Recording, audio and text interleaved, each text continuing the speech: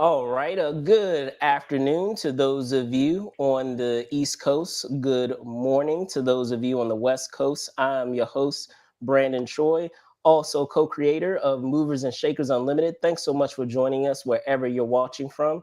As you will know, every week we try to make a point of giving you the goings on in the world of pop culture in the last said week in our weekly podcast known as This Week in Pop Culture, giving you the breakdown of what happened in the last week so that way you are not left in the wind. And of course, I am not going to be alone in talking about these said topics. So without further ado, I want to welcome my co-host onto the show, Mr. Spillman Trueheart, aka Spills.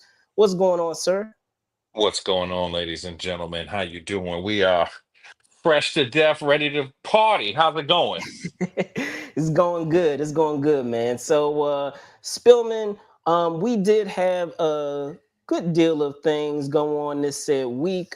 We had an iconic game add a legendary addition to its roster. So we will be sure to talk about that, which I'm sure you guys saw in the title there. But before we do that, this past week in Pop Culture Spills, we had some other things that went down spanning film and TV as well as sports. So without further ado, shall we dive in? Let's get it, ladies and gentlemen. All right, let's get it. We're going to start first. Let me see if I can get this up for you guys. We're going to start first and starting in our film and TV section. So let me bring that up now. We did have some casting additions that spanned not only the big screen and the small screen. So we're going to start first with a little film that we've been, keeping track of, known as The Odyssey, that's being directed by none other than Christopher Nolan. And talking about this said film, we did have a casting addition this past week, that being none other than Ron Hurst joining the already star-studded The Odyssey. And just to dive deeper into that, this was a story that dropped by the Hollywood Reporter on Thursday, and according to the article, the Sons of Anarchy and Walking Dead star will be joining, as I said, the Christopher Nolan film that has been described by Universal as a mythic action epic shot across the world, using brand new IMAX film technology, bringing Homer's foundational saga to IMAX screens for the first time and opening in theaters everywhere on July 17th, 2026. Though nothing is revealed about who Hurst will be playing in the IMAX release set to arrive this summer, or say not this summer, but next summer, Hurst will feature with an impressive cast that includes the likes of Matt Damon, Tom Holland, Zendaya, Robert Pattinson, Lupita Nyong'o, Anne Hathaway, Charlize Theron, Benny Safdie, John Bernthal, Mia Goth, Elliot Page, Samantha Morton, Benny Safdie, Cosmo Jarvis, just to name a few. So I gave a laundry list there, and I apologize. I realized that I repeated Benny, but just to give you just context of just how jam-packed this cast list is. Smillman, what are your thoughts on Mr. Hurst joining the Odyssey? I think this is a great cast member to join the Odyssey. He seems like one of the tough and rumble guys that'll be on the adventure of the Odyssey. We'll see who he plays, but obviously, we don't know who the characters are that'll be on the boat. But he's definitely seems like a guy who would be hardened and one of the right hand men of Odysseus. So that'll be interesting to me. I don't. Not the biggest Walking Dead fan. Season 2 killed me, ladies and gentlemen. I like The Walking Dead, but then when they went back to find that little girl after her being outside for months and months and months, and then they was all sad that she had turned into a zombie, like they didn't know that the world was zombies. I stopped watching the show after that. It really ruined my like watching of the show because billions of people had become zombies at that point, and why you care? Um, but this is an interesting casting. I think he's a good character actor. He seems like he's the type of a guy that he seems like he could be a sailor on a ship, and he seems like he could be fighting for 20 years. That's what I like about it. Because, obviously the Odyssey, they stuck. They traveling all over the Aegean Sea. They're here, they're there, they're everywhere. So to get a guy like him, I think really fits for the motif of this kind of a movie. So I'm excited to see what they do with him. Gotcha. And I mean, I'll say this: when we're talking about Ron Hurst and what he has accomplished, thus far in his career, I'll go way back and say that he did a terrific job as Jerry Bertier in 2000s. Remember the Titans? A lot of people forget that that was him Oh, way that was back then. Bertier? Yep, he Oh, was wow. Jerry way back when, 25 years ago. It's hard to believe that it's been that long. And I'll do a quick plug. We did do an anniversary show, so I'll point up because after the show airs, I will put the link to that episode that we had for that anniversary show. But getting back to that, as I said, terrific job as Jerry in 2000s. Remember the Titans, and of course his role as the Whisperer factions, like second in command, known as Beta. He's demonstrated Hurst being Hurst is demonstrated, a lot of range in terms of the roles that he has played over, the last almost 3 decades. Because I just said, Remember the Titans was back in 2000, so almost 3 decades, in terms of characters that he has played. With that in mind, of characters that he has played, whether they've been, good guys or villains, I have no doubt that he's going to bring a unique element to whatever character he's playing. Even though right now, as it stands, we do know that Matt Damon is going to be playing Odysseus. There has been, a lot of mystery surrounding, who all the other people are playing and among this star-studded ensemble again. And I'll be honest, based on what he brings to the table of providing characters that have depth, but also bring a presence with them and have a stature to them, I could see him, and I could be wrong about this, but we'll see. It'd be awesome if I'm correct. I could see him actually playing Poseidon, that he's actually the person going up against Matt Damon, because you need to have someone who you believe can take on Matt Damon and the gravitas that Matt Damon will likely bring as Odysseus. And I feel like Hurst would be up to that challenge and would be someone that if you put him side by side against Matt Damon, you're like, oh snap, like this is Poseidon, like this is the antagonist here that is going up against our protagonist. I feel like he would play a terrific Poseidon, because he has that stature. He's a big dude, but he also brings that presence in terms of his abilities as an actor to bring what's necessary to provide not only an antagonist, but an antagonist that's not one-dimensional and is very layered in terms of what the character brings to the table. So those are my thoughts. I don't know how you feel. That actually sounds very interesting now that you say it. This in that mindset, I think of it as a Because I mean, he Snyderverse already has the Poseidon. beard. He Yeah, already yeah, has the he's a look kind of Snyderverse of someone. Poseidon. Yeah, Yeah. he already kind of has the look already. But I feel like he would be a terrific, based on antagonistic characters that he has played in the past. I feel like, especially already having in mind that his character is Beta, I feel like he would be a terrific Poseidon. So I like that. That sounds very interesting. But so that's what we have there on one portion of our casting news when it comes to the big screen. But we did have another one that dropped this week, and that was surrounding Sadie Sink. So I'm gonna put that up here for us. So this past week there was news surrounding Sadie Sink, and if you recognize Sadie Sink, she's of course the star of Stranger Things. This was in an exclusive from Deadline on Wednesday. It stated that Miss Sink would be joining our friendly neighborhood Spider-Man in the MCU for the 4th installment of his highly successful franchise. While it is being kept under wraps on who she'll be playing, considering the current trajectory of where the MCU is heading, there have been speculations that she might either be playing a certain love interest of Peter's, if you know your Spider-Man lore, or a certain beyond Omega level mutant. So with that in mind, I'll ask you, Spills, who do you think she could be playing? So ladies and gentlemen, I think with this casting, I think that they may have changed the hair color of the love interest. I think that I lean towards it being the love interest. I think at this point in the career of Spider-Man, with the movies are where they are, I feel like they need to have a little bit of a love triangle going on.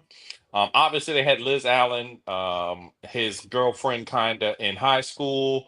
Um in the first movie, and then they've obviously had Mary Jane all the way through.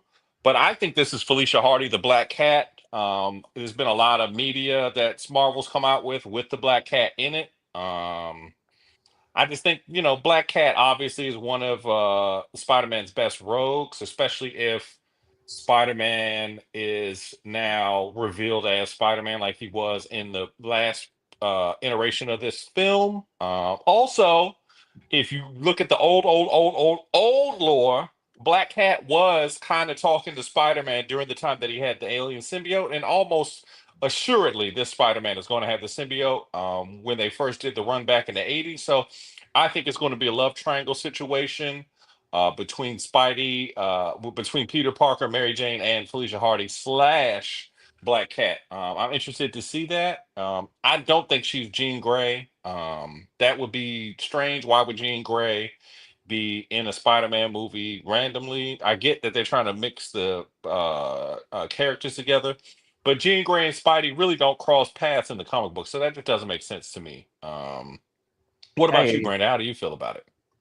So I'll say this. I understand, the immediate connection that people would have, seeing, having the red hair and all of that. So um, I'll give you the reasons why I can understand why those two top choices given could be the case, and why it might be someone else that people have been speculating. And I'm going to lean towards this someone else, but I'll get into the two main ones. First one being Mary Jane Watson.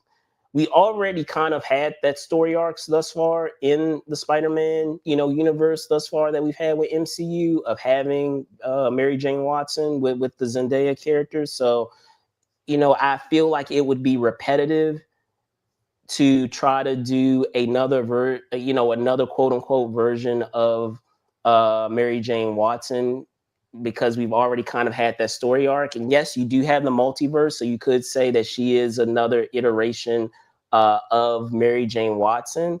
But at this point, as many times that we've had Spider-Man rebooted, I feel like people are tired of Mary Jane Watson. Like, don't get me wrong, Mary Jane Watson is awesome, but sometimes it's helpful to kind of provide a fresh take on things and to go in a different direction. So hopefully she's not playing Mary Jane Watson, because I feel like that would be a mistake to have, an actress of her caliber. She's a terrific actress to kind of retread that same story arc when we already had that in the first three films thus far of having a Also, that's his wife, ladies and gentlemen. He's not gonna get his wife fired from that. They wouldn't do that to him.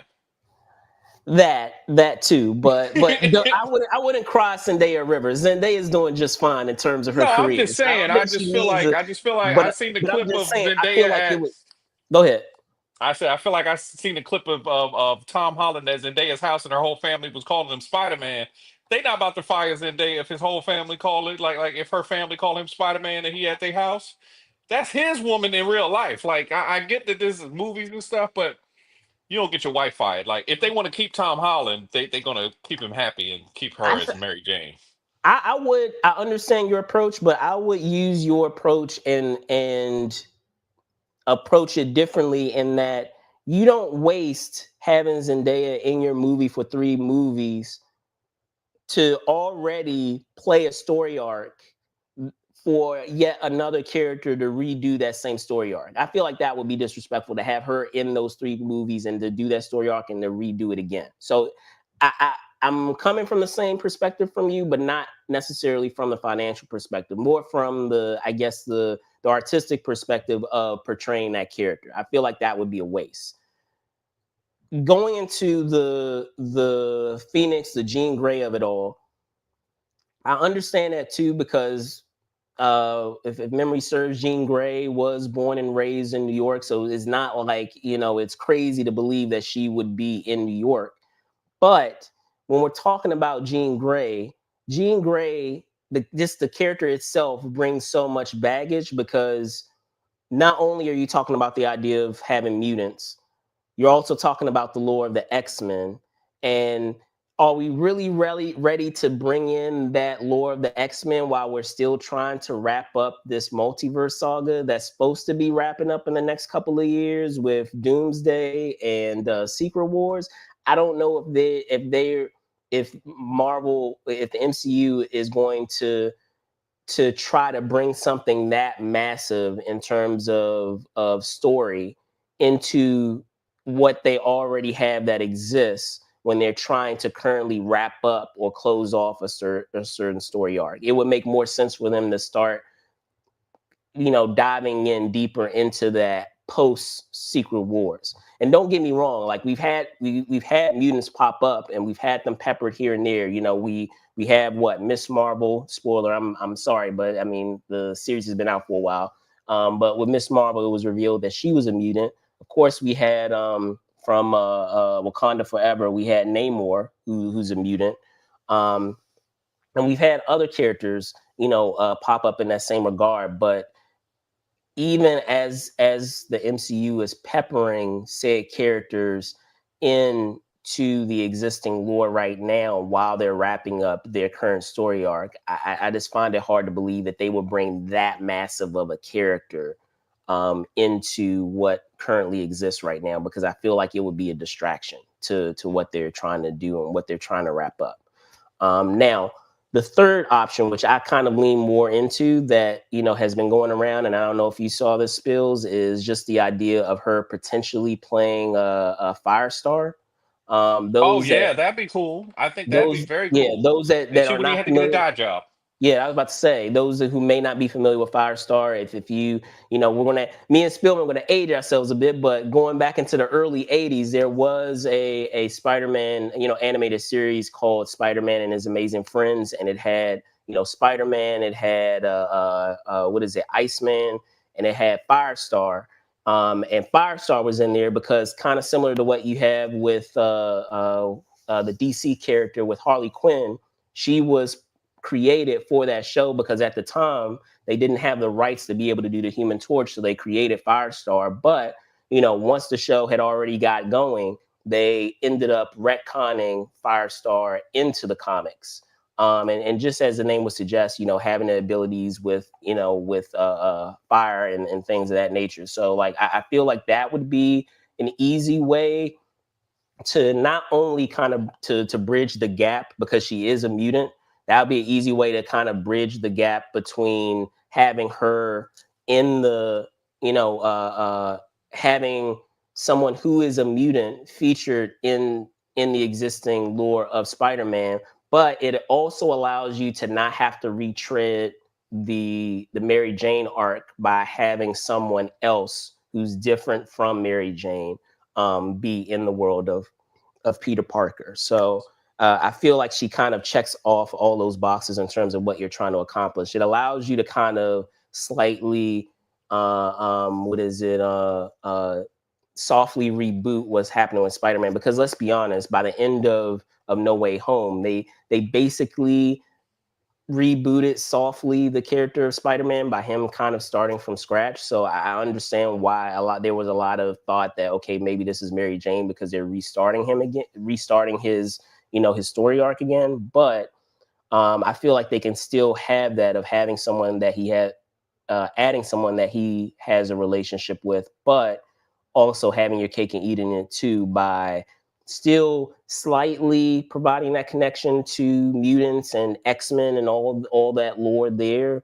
without having to pull in a major character that can distract from the storyline that film itself would have. So but those are my thoughts. It could very well be your guess too, Spills. But I don't know. For some reason I'm leaning towards what is it? I'm leaning more towards Firestar. You see, lost you there for a minute, Spill. Let me see if we can get you back. And while we're getting Spillman back on, we're going to move on to the last part of what we have with film and TV talk. So let me get that up for you guys now. This deals with casting edition that we had on the small screen with the show that, you know, if you guys watch the show often, know that I'm a big fan of, and that's, of course, talking Dexter. So let me bring that up. So this past week, there was news surrounding a casting edition in the world of Dexter, that being none other than David Dastmalchian being added to the world of Dexter. This was announced via the show's social media on Thursday. It was revealed that the Dark Knight, Ant-Man, and Suicide Squad star would be joining Dexter Resurrection, which is a sequel series to the original Dexter series. And he would be joining in the role of Gareth. Not much else is known at this point as to, you know, why, what other element he's going to be bringing to the character other than, you know, him having his name. Looks like we do have Spillman back. So Spillman, I will punt it over to you. What are your thoughts on David Dastmalchian joining Dexter Resurrection? Dastmalchian is great. Can you hear me? Yes, I can hear you. Go Okay, ahead. great, ladies and gentlemen. We got it, ladies and gentlemen. Yep. Okay. I think that this is a great casting. He's really good at playing people who are not all the way in their head. Like Yes, yes. they be um he's great at playing like the Twisted. big bad's Yeah, disciple or something, like somebody yeah, who like you see like he was the Joker's disciple in the epic Dark Knight in the epic Dark Knight. I just like him as a character actor like that. And Dexter is such a show where, you know, they're dealing with people who's not all the way up here. And yes. to have somebody like him on it, I think this is a great casting. I feel like they've gotten a lot of good castings this week. We've got a lot of good casting. We're very interested in seeing those.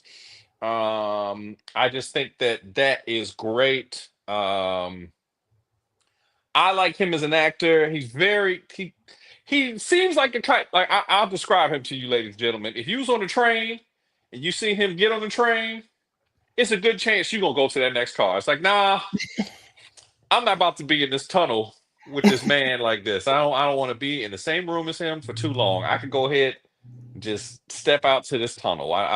We can go to the next car. I'm gonna go to the next car on this one. I'm not dealing with this today. So definitely, he's got that 1,000 yard stare that you can't really reproduce. He just seems like somebody who you don't want to be in the same room with. Well, how do you feel about this So casting? to in contrast to what you would say regarding David, I can say, and I can attest to this. I was fortunate enough to I've interviewed David Dastmalchian before, long time ago. This was back prior to him doing the first Ant-Man film, so it was a little ways away. I guess this was about maybe 10 years ago. This was back at the Virginia Film Festival. Shout out to the Virginia Film Festival. Can't be a nicer person. Very unassuming, guy. Very like humble, unassuming, nice guy, which makes it all that more impressive that he's able to play these characters that have a lot of darkness to them. So I think that this is terrific casting.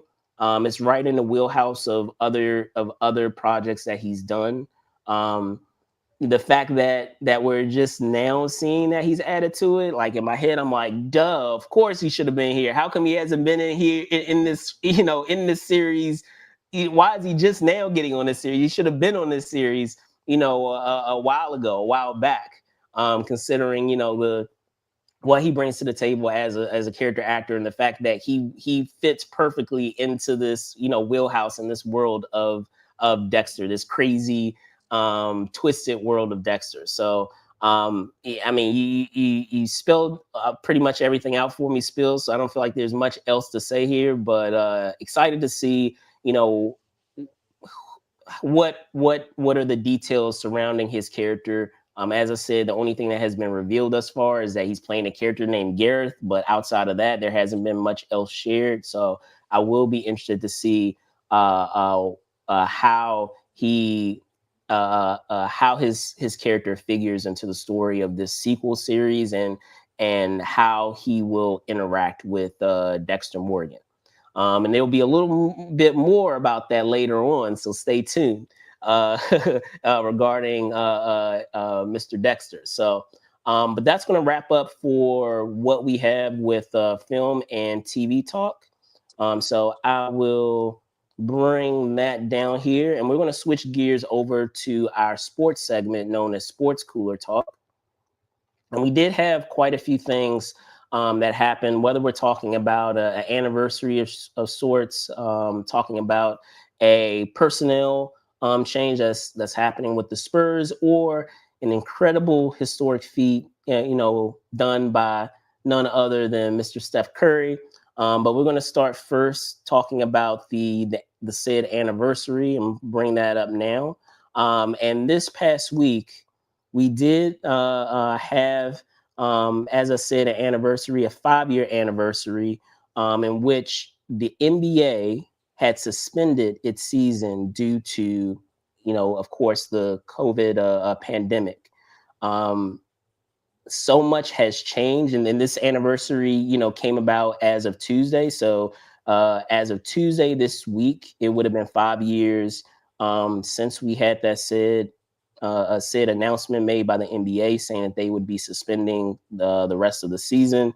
Spillman, so much has happened in that 5 year span, so I thought it would be interesting to take a look back and briefly discuss some of the things that have since changed, and how we have moved forward since then. So I'll punt the ball over to you, or I'll assist it over to you, if you Yeah, will. drop that drop pass, ladies and gentlemen. I think that this is one of the most shocking sports stories that's ever happened in our lives. Like, this is when I knew that the pandemic was the realest of the real. I was telling my friends and family at the time that this is for real. During the pandemic's um, build up to it coming to the United States, we were seeing, other countries with their high level media personalities and dignitaries sick on TV, and it was shocking, and it was like, all right, it's over there. But when they canceled the NBA, that was crazy. Like, I don't think that um the only other time I could think of them canceling the whole of the NBA's games was It's a right after lockout. 9/11, Yeah, and that was only for a day or two. Like, it wasn't like, yeah, all right, indefinitely, we ain't gonna see y'all till we see y'all. right. I don't think that there's really nothing to compare it to in our lifetimes. The pandemic. I feel like the pandemic has changed a lot of paradigms. Um, Interestingly, I've always said since we lived through the pandemic, I can't understand where people were in the 1920s compared to now. Um, because the pandemic, everybody was locked inside, and everybody figured out who they didn't want to be around. And it's kind of interesting that it seemed like everybody figured out who they don't want to be around. If it was your job, you figured it out. If it Mm-hmm, was your spouse, you figured it out. If it was your mm-hmm, basketball team, you figured it out. Like, mm-hmm. if you started seeing, oh, these people really aren't treating me well, they don't care if I catch COVID and pass away. So I just think it was very interesting that this was a crazy thing. Rudy Gobert really hasn't been the same since this. Like, obviously, he went to conference finals last year. He's been great since then. But that broke up that Jazz team. Really, once he got everybody sick, I felt like his time with the Jazz was numbered. His time with Donovan Mitchell was numbered. Donovan Mitchell's time with the Jazz was numbered. The fact that just all that kind of stuff. It's just compounding and interesting how quickly that changed. Yeah, for Um, sure, for you sure. know, right on the heels of Kobe passing away, and then obviously, the Lakers getting their 18th championship, ladies and gentlemen. Don't I knew forget it was that. coming. I knew it Don't was forget coming. that. I knew it People was like to coming. say That's that why I wasn't a wanted to real bring it up. championship, but it was a real championship. We got a ring, ladies and gentlemen. I don't care who you are. We got a ring. Uh, So, to me, it was just very crazy. It's been 5 years. This time when it started, I had a 6 month old. Now, as you guys see during these broadcasts, that little man walking and asking for stuff. So it's just very interesting to see where we've come since then. yeah. I don't know how you reflect. Obviously, your team got a little chip. So, Yeah, how we do you did. feel about the We did. pandemic? We did. So I mean, I'll say this, and now I'll kind of second because it allowed me to reassess with you bringing it up.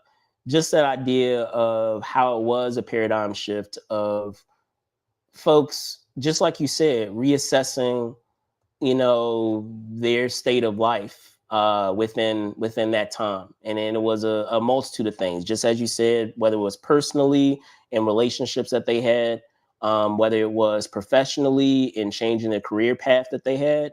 um, I would also say how we, just how we move around like in the world, and how that has kind of changed everyday things that we take for granted in terms of like travel, of how folks interact with each other. I mean, even to this day, people still wear masks even 5 years later. You're going on public transportation, or you're um, going on a flight, that's still a thing. But I remember a time where like that was the norm, that that you were masked up in any public setting that you were in, and it was very surreal. So um also, with the state of sports, especially with the NBA, and them trying to rally and figure out a way to conclude that season, that year of playing in the bubble, and of course, the Lakers championship and all that stuff. That's right. So The 18th championship, ladies and gentlemen. Lakers championship and all 18th that stuff. championship. That's right. The asterisk championship. Weren't the Aside Warriors in the bubble? that, It didn't. Oh no, actually, the Warriors did not qualify that year, did they? That was the they year did it. Steph was They did hurt. it. They did it. Yeah, But y'all yeah, y'all was in the the lottery that year. That's right. That lottery qualified that year, though, didn't it? yeah, the champ. Yeah. But Okay. yeah, all jokes aside, but the championship that was in the bubble, and all that. So and then even how things have changed, even with the game itself, right? Of now 5 years later, of us talking about how they are going to have to restructure the All Star, the All Star weekend. That wasn't really at the forefront of people's minds back then, obviously, but now where we are now, of where the game is, and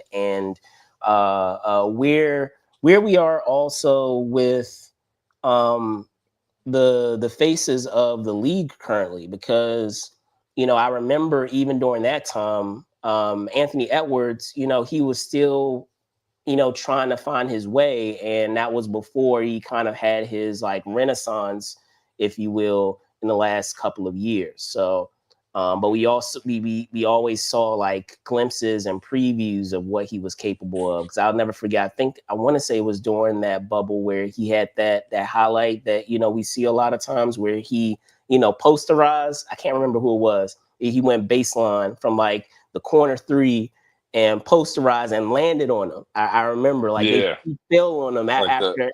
Yeah, yeah. So I mean, we saw glimpses and peaks of players that were coming into their own. So uh, it's a crazy time, but hopefully we don't have another time like that. But yeah, still crazy to believe that it's been 5 years. It seems like yesterday. Um, 5 years, ladies and five gentlemen. years. 5 years. That's how many Um, championships Kobe has. 5. How many championships does Curry have? Not five. Not five. That's right, ladies and Always gentlemen. good stuff. Always good stuff.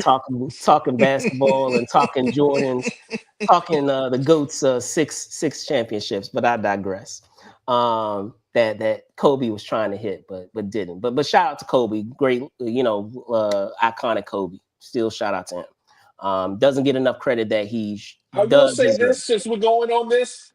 The greatest women's basketball player of all time just said LeBron was the GOAT on the Up and I Smoke don't podcast. So care. I just I want to say don't that. care. I don't She care. said if you average 25 for 20 years, how can you not be the GOAT? He's I still don't balling. care. He I left us don't and we care. slipping without the Kang, ladies and gentlemen. We need to get him back in. I don't care. But we're going to move on. We're going to move on to talking about the personnel change that has gone down with the San Antonio Spurs this past week, and that was, of course, surrounding De'Aaron Fox.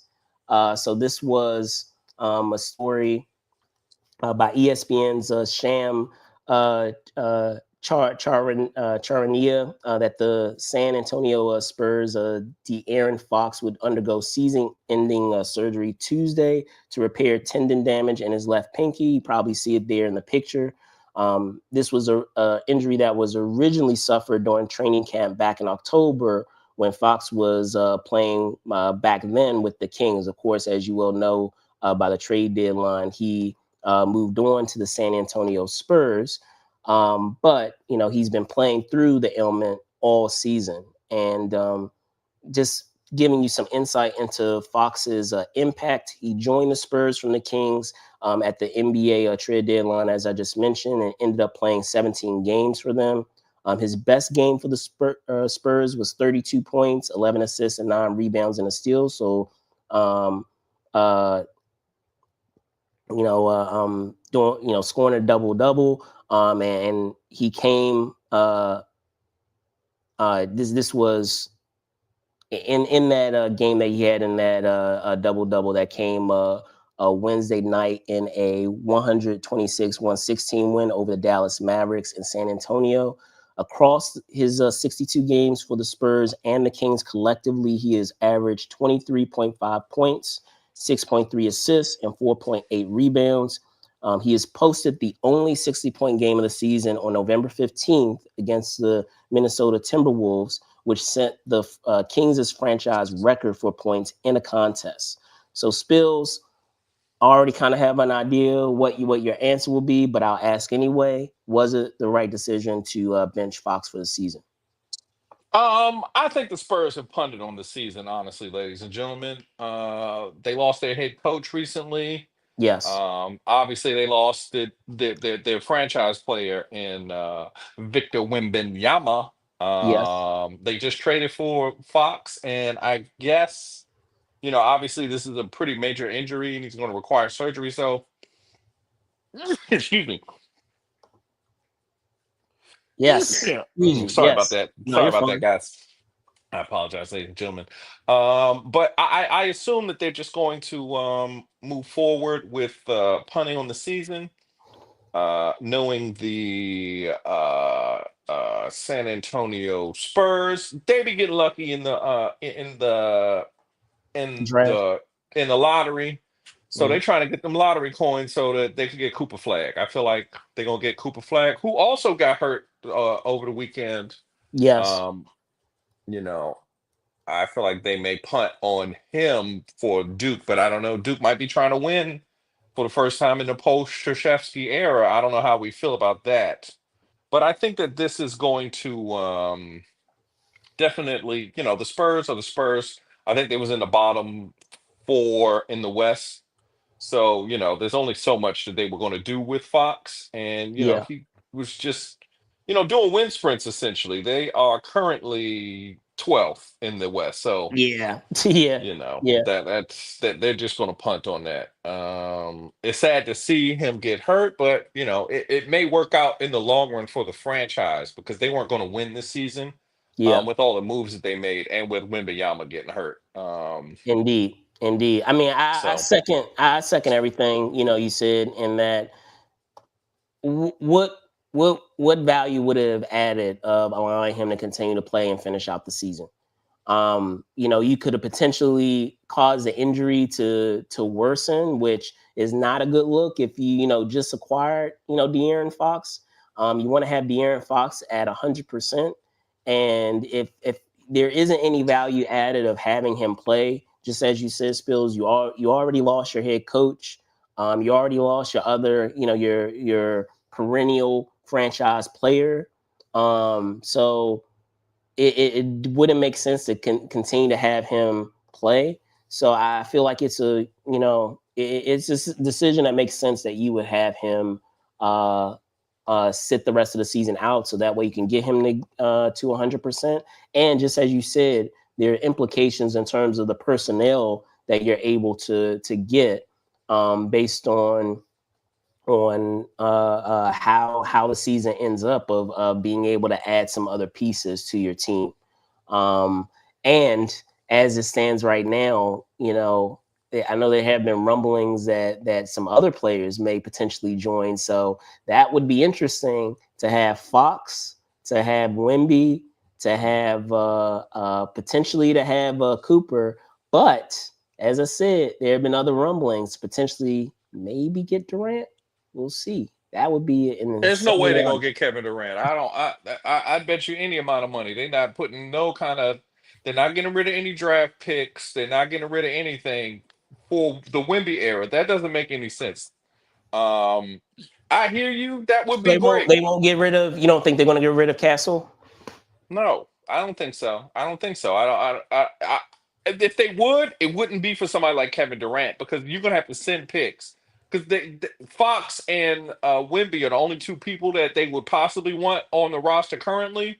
Maybe the kid with all the colorful hair, but I don't think that they would trade for KD without having to give up like 2 or 3 draft picks. And at this point in Wemby's career, you need the draft picks more than you need an aging superstar who's going to demand the ball and possibly See, get that's the hurt. thing. I don't think Kevin Durant needs the ball. Like unlike You some other crazy? players.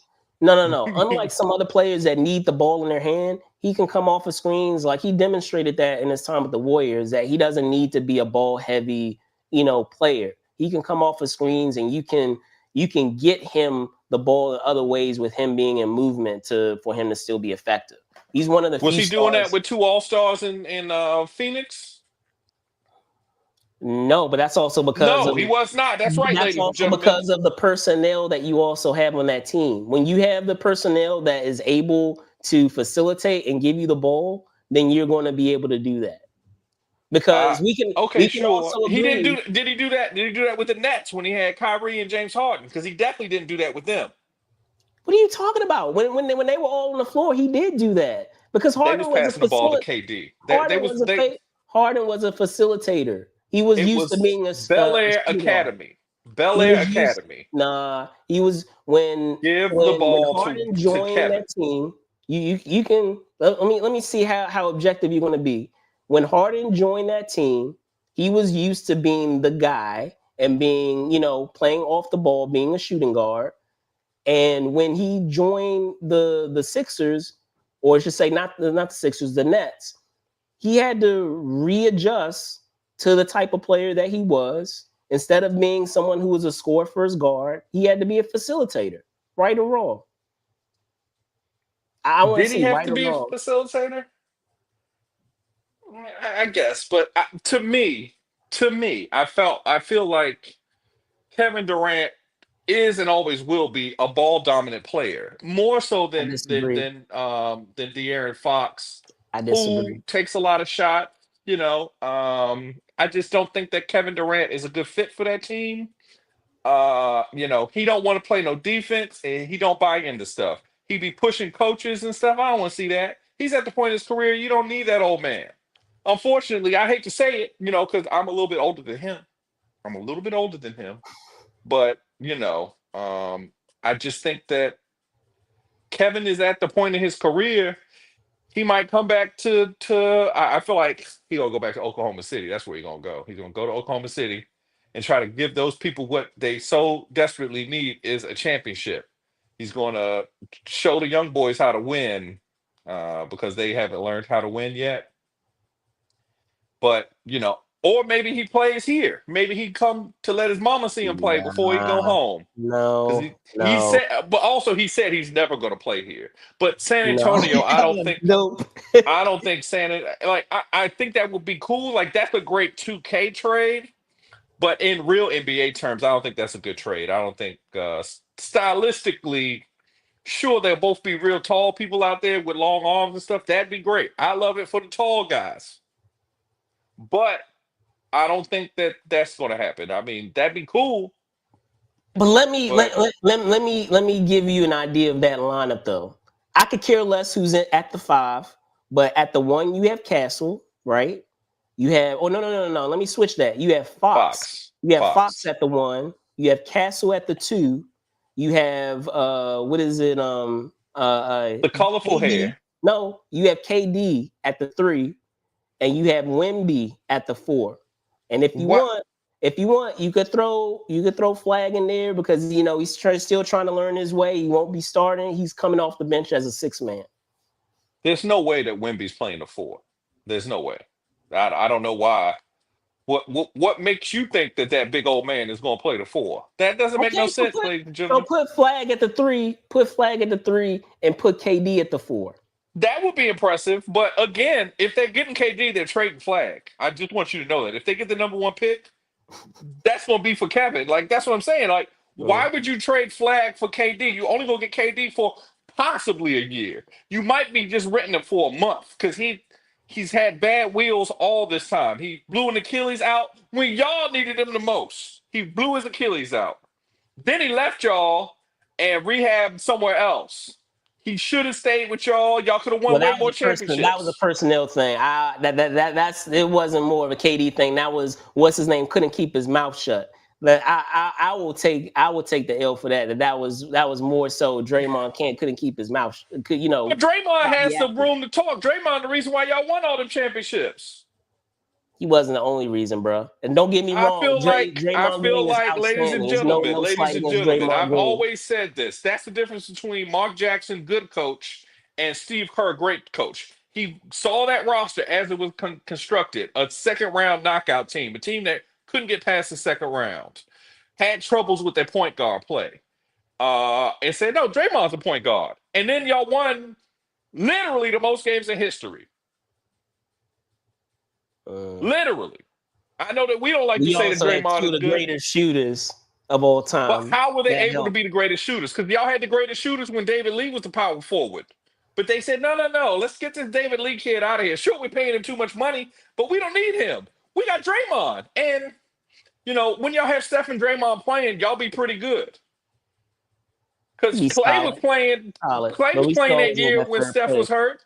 Clay was playing that year when Steph was hurt, and y'all didn't go nowhere. Y'all didn't go nowhere with Clay. And, we see where Clay is. That's why I say Jimmy better than Clay. But, all of a sudden they back in. Hey, 14-1, ladies and gentlemen. Did you see that? This wasn't a topic, but 14-1. 14-1. Since y'all got that boy. That boy good. 14-1. I can't believe it. 14-1. I think y'all might pass us. I think Well, y'all might pass us. we'll save that for another day of the plummet that is happening right now with the Lakers. That's just So the GOAT is hurt. The GOAT is hurt. Actually, y'all might pass us tomorrow. Damn. Like today, actually, because we play today and we play the Suns. We're gonna lose that game. Ooh, we're but gonna lose that I'm game glad today. I see what you did there, Spills. I appreciate the kick out. I appreciate the kick out there because I feel like that's a great segue into our next topic, sir. This is actually going to wrap up what we have with our sports cooler talk, and this is, of course, surrounding Steph Curry hitting his 4,000th, yes, 4,000th three of his career, which is insane to me that he has hit that many thus far in his career. Steph Curry, aka the greatest shooter of all time, in a Thursday game against the Kings, which they won, again hit his 4,000th made three of his career. Though Curry already sat comfortably as the leader of all-time made threes in a regular season, by hitting his 4,000th made three, He sits now 800 plus made threes ahead of the next person on the list, that being James Harden, who has 3,127 made threes. Spills, your thoughts on this insane feat? I think that this is one of the most insane feats in NBA history, and I think that they need to change the rules because it's too easy for this man to score from the 3-point line, especially those corner threes. Even though Steph is not known for the corner three, which is even crazier about this. Steph be doing his work at the top of the key too. He be hit you with that thing. So I think that, much like George Mikan and Wilt Chamberlain before him, they need to move that 3-point line back to make it harder because, it's ridiculous at this point. It's too close for people shooting like KD and Steph Curry and all the other guys at the top of this list. Because I think of the current players of the top of that 3-point list, I think four currently are at the top of the top five. I think Yeah, Ray and I Allen will and give you Reggie that. are That at is, two and are like 4 and 6 now. So it's too many threes. They got to move that line back. It's too easy for them to shoot that thing. So it's and I mean that amazing that is he's that done is it. a credit to today's players that we have so many that are still actively playing that are among that list of players. I mean, James Harden is in there. What is it? Dame, Dame is in there. LeBron is in there. the So GOAT is in there. That's right, ladies and gentlemen. Don't forget the GOAT be shooting them things too. so longevity is a thing. But The best ability but like as I is said, availability. That's right. Availability. If you could play every day, I think you're better than somebody who can only play, when they not trying to play baseball. But I don't know. I don't know, but yeah, no, like I said, it's an incredible feat. Like it's insane that it's 4,000 threes. They were saying that it probably at the clip that he is scoring or making threes now, it would be about 3 years. I don't know if he's going to play 3 more years, but it would take about 3 more years, 2 to 3 more years to hit 5,000. Which But is crazy. but I mean, here's the thing though. Like you're eight, as I said, you're 800 plus ahead of the next said player. I don't see, Harden picking up the slack of those 800 plus threes because he's not playing, at the clip that he was playing when he had that insane time during Houston where he was dropping 50 balls like every other day. I don't see that happening with Harden anytime soon. I feel like he's on the decline, even though he's still an effective player and even though he can still, drop 20 on a given night and he can consistently hit 20. He's not scoring at that clip where, you throw in Sports Center one night he's hitting 40, another night he's hitting 50, another night he's hitting 40. He's not doing that. He's not on that type of clip as he used to be. And I feel like he would need to be on that type of clip, that Rockets clip that he had, or that stint that he had with the Rockets. He would need to be on that type of level to be able to catch up with Steph Curry, especially considering that Steph Curry is still actively playing and he's still shooting at that clip. So amazing, as I said, insane feat. It'll be interesting to see where he ends up when it's all said and done. Who knows? Maybe he will hit 5,000. We don't know yet, I but think he will. I don't. I see him maybe playing 3 more years now. They got Jimmy. I feel like, especially with the way that he's taking care of himself, yeah, and yeah, they got the team is still rolling. I feel like they've decided that this is the team. I think they signed they can Jimmy for stretch him. four Yeah, years. Did they sign Jimmy they for can four stretch years him. or 3 years? I don't even think Or it's was that it much. I two think it's year? I think it was two. like a I think two it's two year. years. I want to But say it's still, 2 years, but I just think that they'll ride it out. 2 more years. If he plays 2 more years, because they signed Jimmy to play 2 more years, why not get 5,000? Get yourself that cushion because they're gonna move that line back, ladies and gentlemen. The line is moving back. They've already talked about it. It's too, even if like I don't the corner three is just it's a game changer. It's the math on basketball is a little bit different nowadays. Obviously, they moved it forward for Michael Jordan, and then they said that's too close, so they moved it back some. I think they're gonna move it back again. We'll see.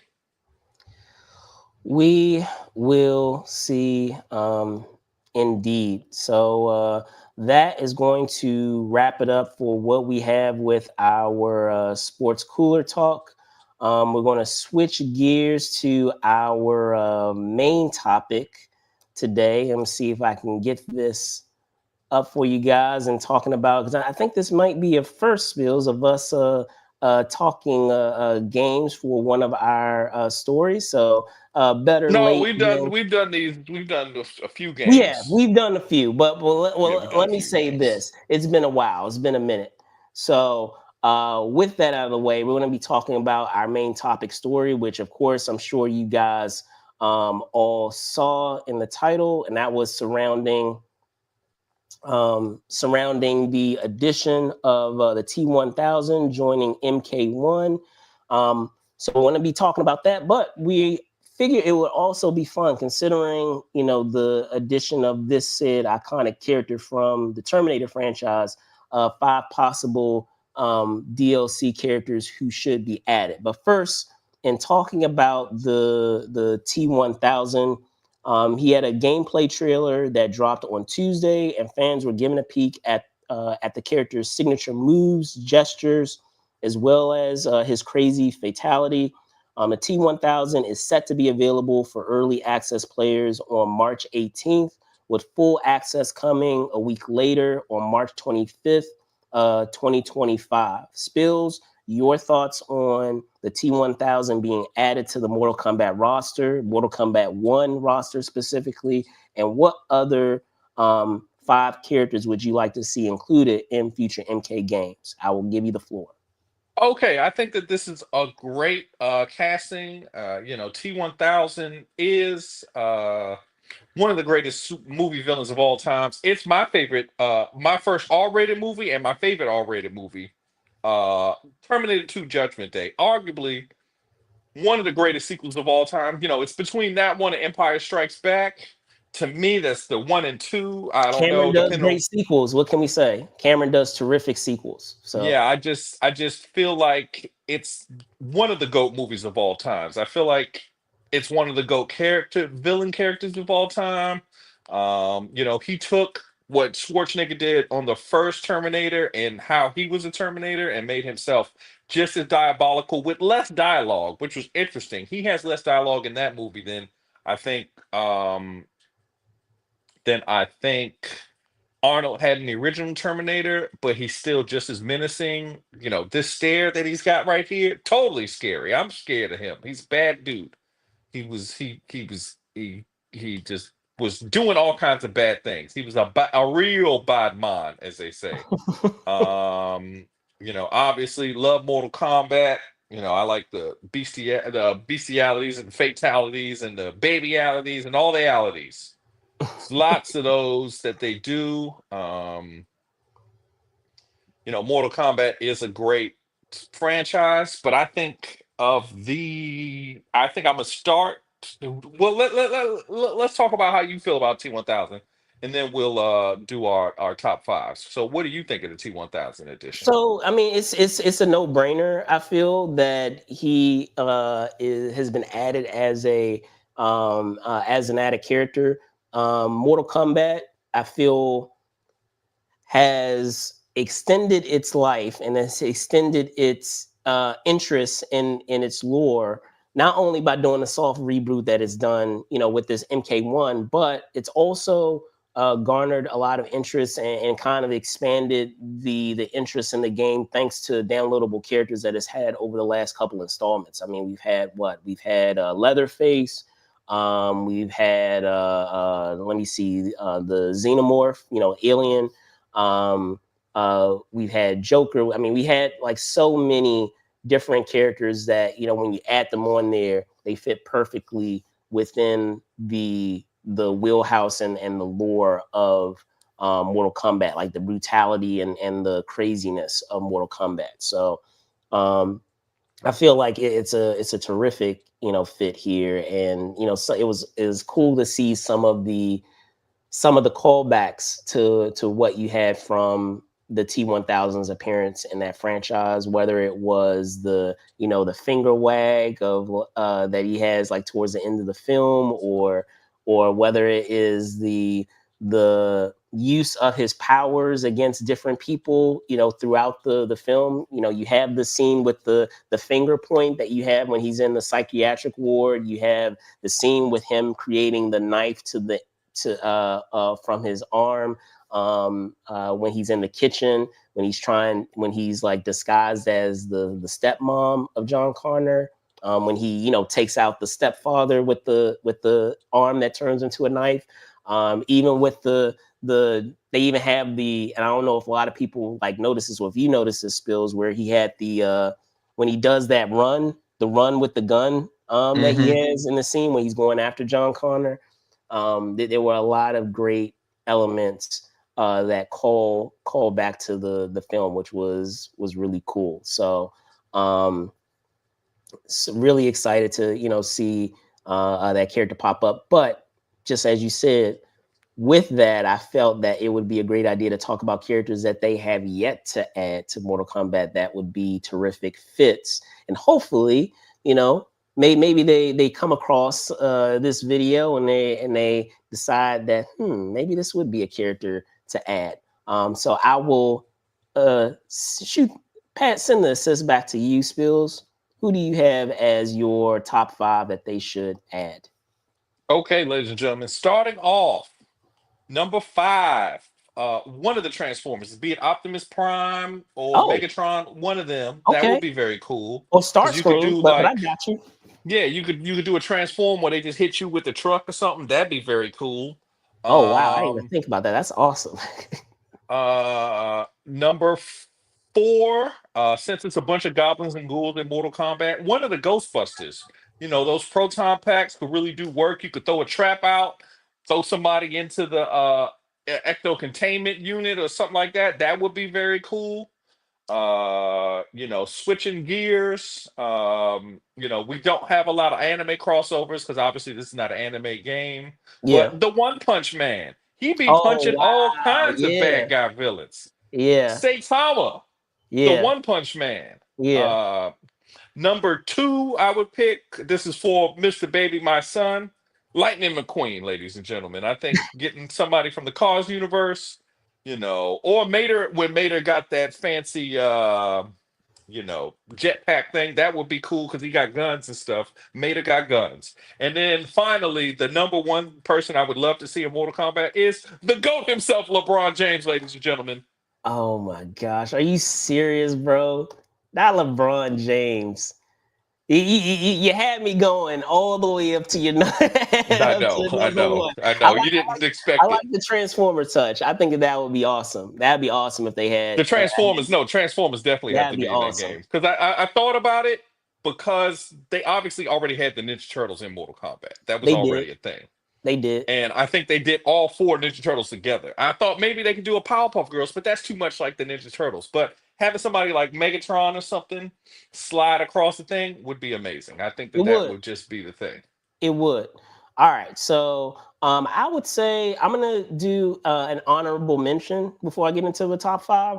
An honorable mention. I don't know if you get a kick out of this or not, but how about Megan? Have Megan as a character in there, and one of her special moves of her doing like the crazy dance that she does from the movie, like that like she actually. I feel like that because I thought about it and I was like, man, maybe it would be interesting to have Chucky, but I feel like Chucky is too small of a character. Hmm. But Megan is tall enough where I feel like she could still be a character by herself within a downloadable character within that film. And in terms of like the wheelhouse, the lore of you need to have someone who can believably fight against Mortal Kombat characters. I feel like Megan would be one that could hold her own among some of the Mortal Kombat characters. So that was my honorable mention. Um, my number 5, and you guys will know this if you know, have been keeping track of some of the stories that we've been doing earlier. My number 5 is actually Mr. Dexter Morgan. Oh, So there you go. I feel like Dexter Morgan would be a good Mortal Kombat character in terms of like moves that he has. Because the only reason why I say that is you've already had like Ghostface, right? So if you've already had someone who is a quote unquote slasher, I feel like it wouldn't be that much of a stretch to have Dexter Morgan in there. And I feel like if we're talking about like finishing moves, right? If we know our Dexter lore, one of the finishing moves would be him having the character on that table, right? Like I feel like Yeah. that would be a fatality. So that was my number 5. I'm gonna go even crazier with it with some of these characters, but I feel like it's feasible. My next one, my number 4 would be Starro. Oh yeah, Would Starro. be Starro. And the only reason why I say that is when we're talking about like Marvel versus Capcom, right? You had what is it, Shuma Gorath in that film. And even though I know a lot of people would say, how can he be in the film if he's like so massive? He wasn't that big to start out in, if you remember in the Suicide Squad movie. He changes size constantly. So you can have him be big enough to be a regular sized character in the Mortal Kombat game, and because of the gruesome things, powers that he has with his, you know, with his smaller versions of himself that can attach to people and control them, I feel like that would be a, you know, it will provide a lot of license for types of fatalities, but it would also provide a lot of creativity when it comes to like finishing moves and things like that. So he, Mr. Starro would be my number 4. This is fresh in my head because of what happened in, you probably already know where I'm going. This spills what happened in Invincible this past week. But my number 3 would be none other than Conquest.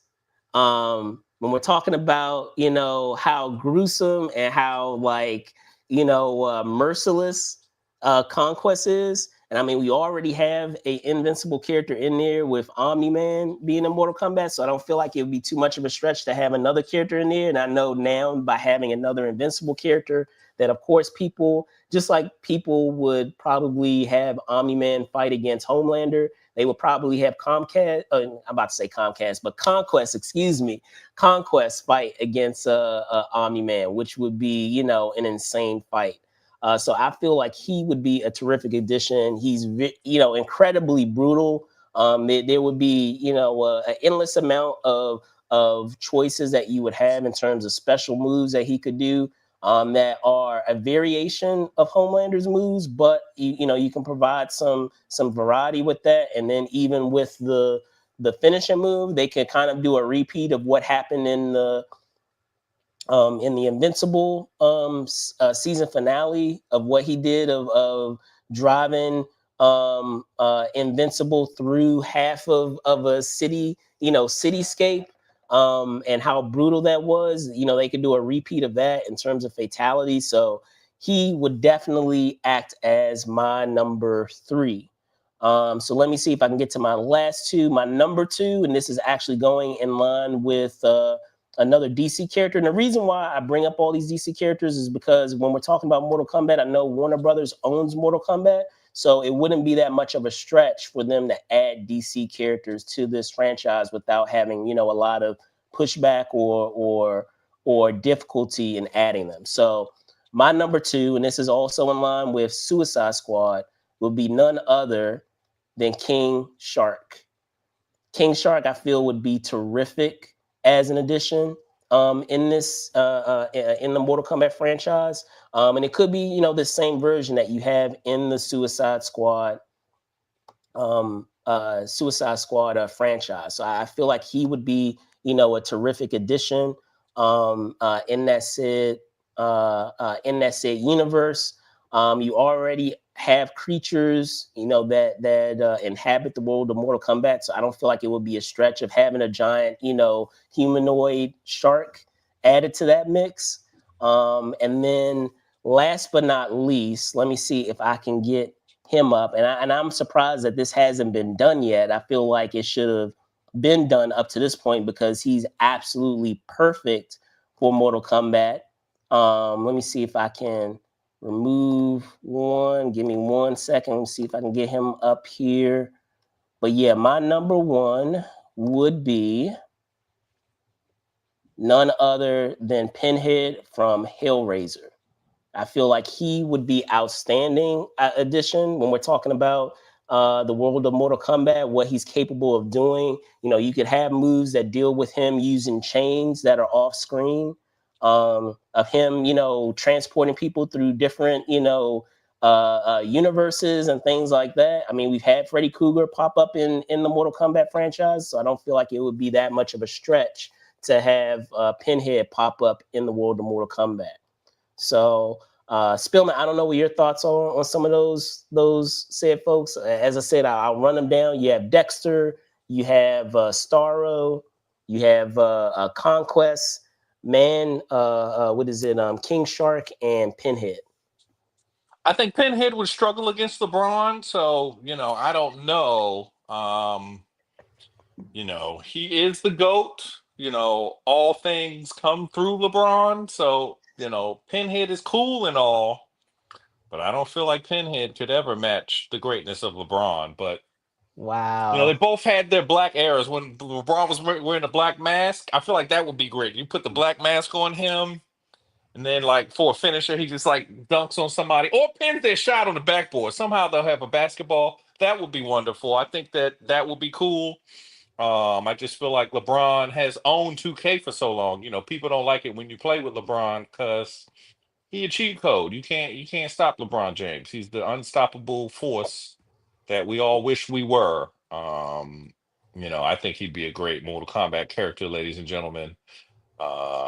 He wins all the time. He's the all-time leader in scoring, so he's gonna be the all-time leader in scoring in Mortal Kombat, baby. Wow. Wow. Wow. I mean, the only other person that I could think of, and I'm surprised it was something that didn't come to mind, is maybe what's his name from Terrifier. Like, I feel like he would be That'd be pretty interesting. cool. And Maybe I'm John brain. Wick. What about John Wick, ladies and gentlemen? That'd be pretty cool. The gung Oh yeah, fu. I guess you can have the pencils, He's right? Baba Yaga. I know you're Yeah, trying to the go horror. pencils. Baba Yaga You, sounds scary as heck, man. you can have the finishing moves with the pencils. That's Yeah, right. All yeah, kind of finishing yeah. moves. That's pretty good. That's pretty good. No, let me see. Outside of that, maybe the only other one that I can think of is it is the it It clown. What about the thing? The thing would be cool. Not Benjamin Grimm, but John Carpenter's the thing. I thought about that. It's funny you brought that up. I I'm thought about surprised you that. didn't say that, ladies and gentlemen. I know Yeah. that's your The favorite only movie. reason the only reason why I didn't bring it up is like, okay, how could they feasibly make him into a fighting character? But one creative way that they could do it, if people know their iconography from the thing, you have that picture of the guy that has like the hooded like winter coat on, and he has like the messed up hands. Like, maybe you could have the character be that, and that's how it looks, in the context of Mortal Kombat, and then it still does its different moves through special moves and fatalities. But I think that was the main thing that I was trying to figure out. If we did have the thing in there, how would they be able to conceptualize it as a character? Because the only reason why I thought about that too is because I was like, the Blob would be an awesome character, but how would you conceptualize that as a Yeah. character? So that would be Also, weird. one more. The King of the Pirates, Straw Hat Luffy, Monkey D. Luffy, could be a great Mortal Kombat character. He's got different kind of Yeah, forms, so you could yeah, do, that. But he be yeah, punching and kicking people all the time, and he makes his fists real big, which would be a yeah, cool power to have. Obviously they don't have a Dulcine character. yeah. And Dulcine That's works fair. very well on fighting games. So somebody who could reach across the board, because that's a great power. We don't really talk about it because obviously we got like Mr. Fantastic and he's sciency. But being able to reach across the room and slap somebody when you feel like it's one of the most gangster powers to ever have. They'd be like, I didn't even know you could smack me from over there. That would be Yeah. awesome. I think that would be cool too. So yeah. For sure, for sure. But I mean, what about you guys out there? You know, I'll be curious to see what ideas you guys have for potential Mortal Kombat characters that could pop up. You know, I'll be curious to see. You know, you can let us know in the comments. But that is going to wrap it up for what we have here at Movers and Shakers Unlimited for our weekly show known as This Week in Pop Culture. As always, I want to thank you guys for hopping on. We do have a Patreon if you want us to support a lot of the content that we do, and of course, since we do a dual live stream across Facebook as well as YouTube. On Facebook, we do have the stars available for you guys to participate in if you so desire to send some stars our way. But with that, I'm going to punt it over to Spills. Can you tell folks where they can find you, sir? Ladies and gentlemen, we've continued another week. We just made it past the Ides of March, and no one assassinated myself or Brandon. So that's a great thing.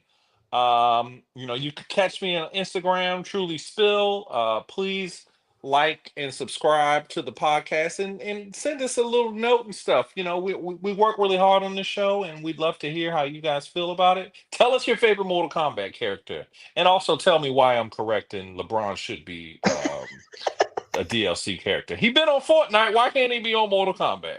Back to you. LeBron, downloadable characters aside, I'm your host, Brandon Troy, host and co-creator of Movers and Shakers Unlimited. You can find me at Brandon Troy ENT, which you see down below. You can also find me at Brandon Troy _ENT on IG.